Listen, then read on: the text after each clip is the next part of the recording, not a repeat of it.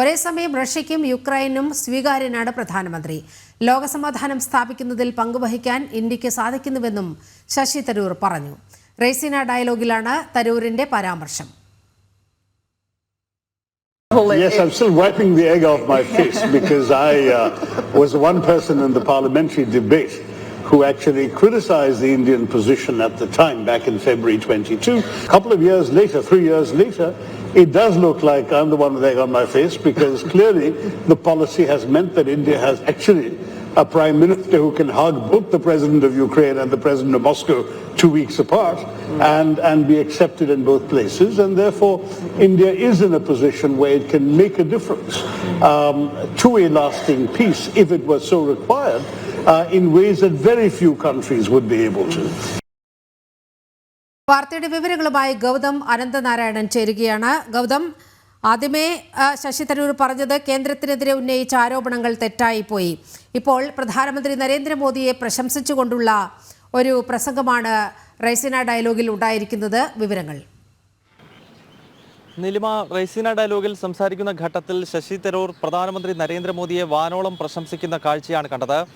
പ്രധാനമായും റഷ്യയും അതോടൊപ്പം യുക്രൈനുമായി 2022 ആരംഭിച്ച യുദ്ധം സംബന്ധിച്ച് കേന്ദ്ര സർക്കാർ എടുത്ത നിലപാട്, പ്രത്യേകിച്ച് പ്രധാനമന്ത്രി നരേന്ദ്രമോദി എടുത്ത നിലപാടിനെയാണ് ശശി തരൂർ എടുത്തെടുത്ത് പ്രശംസിക്കുന്നത്. അതായത് അദ്ദേഹം പറയുന്നത് രണ്ട് രാജ്യങ്ങൾക്കുമിടയിൽ മധ്യസ്ഥത വഹിക്കുവാനും അല്ലെങ്കിൽ രണ്ട് രാജ്യങ്ങളുടെയും തലവന്മാർ, റഷ്യയുടെ വ്ളാഡിമിർ പുടിനാണെങ്കിലും യുക്രൈൻ്റെ സെലൻസ്കിക്കാണെങ്കിലും ഒരുപോലെ ബന്ധപ്പെടാൻ കഴിയുന്ന ഒരു നേതാവായി നരേന്ദ്രമോദി വളർന്നിരിക്കുന്നു.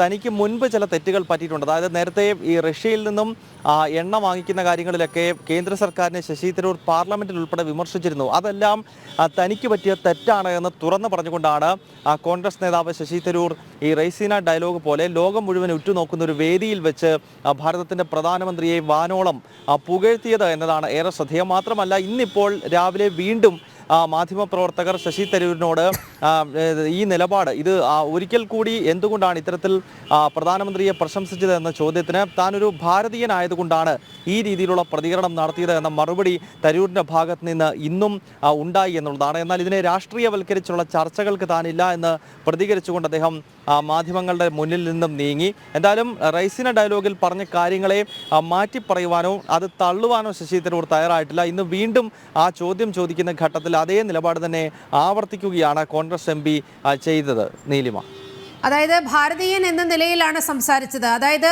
ആ റെയ്സിന ഡയലോഗിൽ പറഞ്ഞ ഒരു വാക്കും മാറ്റി പറയാൻ തയ്യാറല്ല എന്ന് വളരെ കൃത്യമായി ശശി തരൂർ പറഞ്ഞു വെക്കുകയാണ്. യഥാർത്ഥത്തിൽ കോൺഗ്രസിനെ വലിയ പ്രതിരോധത്തിലേക്ക് നയിക്കുന്നതല്ലേ ഈ AICC അംഗം കൂടിയായ ശശി തരൂരിൻ്റെ നിലപാട്?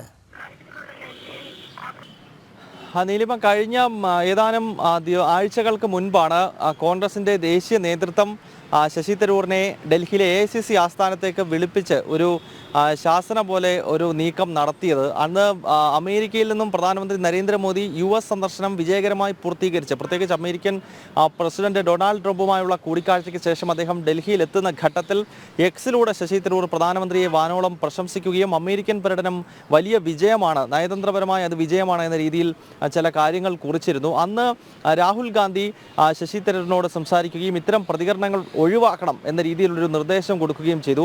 അതിനുശേഷമാണ് ഇപ്പോൾ വീണ്ടും റെയ്സിന ഡയലോഗ് പോലെ ഒരു അന്താരാഷ്ട്ര വേദിയിൽ ഇരുന്നു കൊണ്ട് തന്നെ പ്രധാനമന്ത്രി നരേന്ദ്രമോദിയുടെ നയതന്ത്ര നീക്കങ്ങളെ, പ്രത്യേകിച്ച് യുക്രൈൻ റഷ്യ പോലുള്ള വിഷയങ്ങളിൽ മോദി എടുക്കുന്ന നിലപാടുകളെ ശശി തരൂർ ഒരിക്കൽ കൂടി പ്രശംസിച്ച് രംഗത്തെത്തിയത്. ഇത് സ്വാഭാവികമായും കോൺഗ്രസിനെ വലിയ തോതിൽ പ്രതിരോധത്തിലാക്കുന്നു. കോൺഗ്രസിൻ്റെ ദേശീയ നേതൃത്വം ഇതുവരെ ഇതിനോട് പ്രതികരിച്ചിട്ടില്ല. കേരളത്തിൽ നിന്നുള്ള സംഘടനാകാര്യ ജനറൽ സെക്രട്ടറി KC വേണുഗോപാൽ ആണെങ്കിലും മറ്റ് കോൺഗ്രസിൻ്റെ അഖിലേന്ത്യാ തലത്തിൽ ചുമതല വഹിക്കുന്നവരാണെങ്കിലും അവരാരും ഇതുവരെ ഈ വിഷയത്തിൽ കാര്യമായൊരു പ്രതികരണം നടത്താൻ തയ്യാറായിട്ടില്ല. കാരണം തരൂർ തുടർച്ചയായി ഇങ്ങനെ കേന്ദ്ര സർക്കാരിനെയും നരേന്ദ്രമോദിയെയും പ്രശംസിച്ചുകൊണ്ട് രംഗത്തെത്തുന്നത് തീർച്ചയായും കോൺഗ്രസ് രാഷ്ട്രീയത്തെ ദേശീയ തലത്തിൽ തന്നെ പ്രതിരോധത്തിലാക്കുന്നുണ്ട്. നീലിമ, അതായത് 2022 ഫെബ്രുവരിയിൽ പാർലമെന്ററി ചർച്ചയിൽ ഇന്ത്യൻ നിലപാടിനെ വിമർശിക്കുന്ന ഒരു സാഹചര്യമാണ് ശശി തരൂർ കൈക്കൊണ്ടത്. അതായത് റഷ്യയിൽ നിന്ന് ഇന്ത്യ എണ്ണ വാങ്ങുന്നത് ശരിയല്ല എന്നതാണ് അന്നത്തെ പ്രസംഗത്തിൽ പറഞ്ഞത്.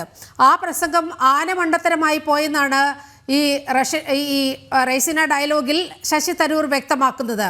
ഇപ്പോൾ റഷ്യയ്ക്കും അതുപോലെ യുക്രൈനും സ്വീകാര്യനായ ആളാണ് പ്രധാനമന്ത്രി നരേന്ദ്രമോദി എന്ന് പറയുമ്പോൾ കോൺഗ്രസ് ഇനി എന്ത് പറയും ഈ വിഷയത്തിലൊക്കെ? നീലിമ, അതുതന്നെയാണ് കോൺഗ്രസിനെ പ്രതിരോധത്തിലാക്കുന്നതും. കാരണം ശശി തരൂർ തുറന്നു പറയുന്നത് താൻ പറഞ്ഞ കാര്യങ്ങൾ തെറ്റാണ്. അന്ന് കോൺഗ്രസിന്റെ നിലപാടായിട്ടാണ് ശശി തരൂർ ഇക്കാര്യങ്ങൾ പറഞ്ഞത്.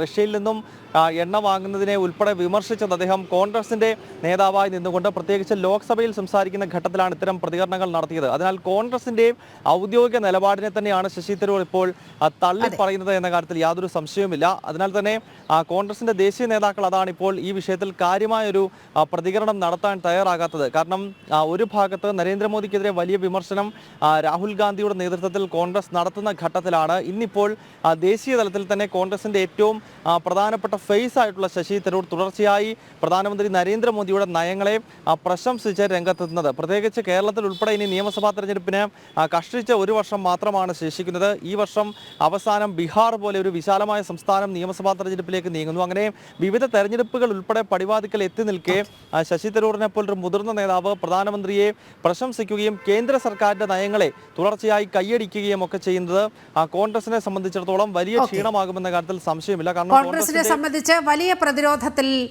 പ്രതിരോധം തീർത്തിരിക്കുകയാണ് ശശി തരൂർ. പ്രധാനമന്ത്രി നരേന്ദ്രമോദിയുടെ നയതന്ത്രജ്ഞതയെ പ്രശംസിച്ച് ശശി തരൂർ രംഗത്തെത്തിയിരിക്കുകയാണ്. ഗൗതമാണ് വാർത്തയുടെ സമഗ്ര വിവരങ്ങൾ പങ്കുവച്ചത്.